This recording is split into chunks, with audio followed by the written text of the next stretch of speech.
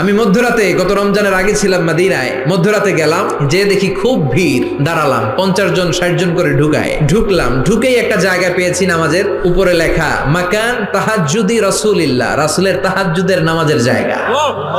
মানে এখানে রাতে তাহাজ্জুদ পড়তেন, প্রাণটা ভরে 2 রাকাত নামাজ পড়লাম। তারপরে আবার প্রথম কাতারে মানুষের সাথে ধাক্কাধাক্কি করে হাঁটতে শুরু করলাম।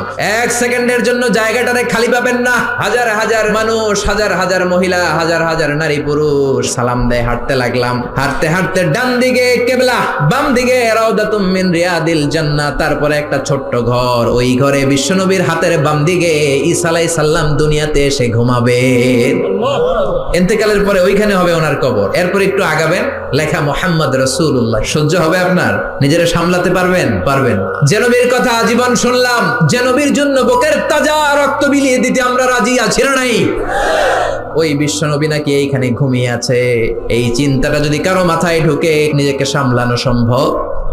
নিজেকে ধরে রাখা সম্ভব না। হাঁটতে শুরু করলাম, বুক ফেটে চিৎকার আসে, চিৎকার মেরে নবীর ডাক দিতে মন চায়, কিন্তু বিশ্বনবীর কবরের উপরে লেখা লা তারফাউ আসওয়াতাকুম ফাওকা সাউতিন নবী, খবরদার, এটা নবীর দরবার, নবীর দরবারে বড় গলায় কথা বলা যাবে, বললে আমলগুলো বাতিল করে দিবে কে?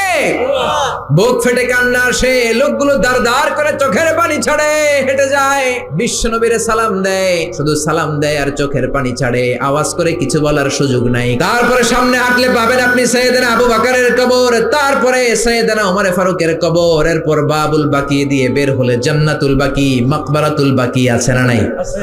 বিশ্বনবী মিটিং এ বসলেন, বনু তামিম গোত্রের লিডার কে হবে? বিশ্বনবী বললেন, ও সাহাবারা প্রস্তাব দাও। আবু বকর বললেন, আমার প্রস্তাব উনি। ওমর ফারুক বললেন, না, আমার প্রস্তাব উনি নয়, আমার প্রস্তাব উনি, আমি যার কথা বলছি সেই সেরা, তারই নেতা হওয়া দরকার। আবু বকর বলে, না, আমারটাই দরকার। ওমর বলে, আমারটাই দরকার। তর্কাতর্কি আছে না নাই? ঝগড়াঝাটি লেগে গেল, তর্ক হয়ে গেল, কথার পিঠে কথা, কথার নাম লতা। কথা বলতে বলতে বিশ্বনবীর কণ্ঠের চাইতে 2 জনের কণ্ঠ উঁচু হয়ে গেল।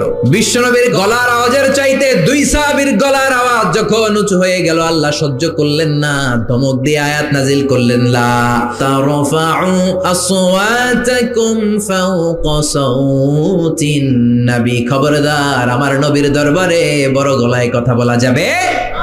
এই আয়াত নাজিল হওয়ার পরে সাইয়েদনা ওমর ফারুক বিশ্বনবীর কাছে যদি কথা বলতে আসতেন, ফিসফিস করে কথা বলতেন, নবী কিছুই বুঝতো না। বিশ্বনবী বলতেন, ওমর কি বললা?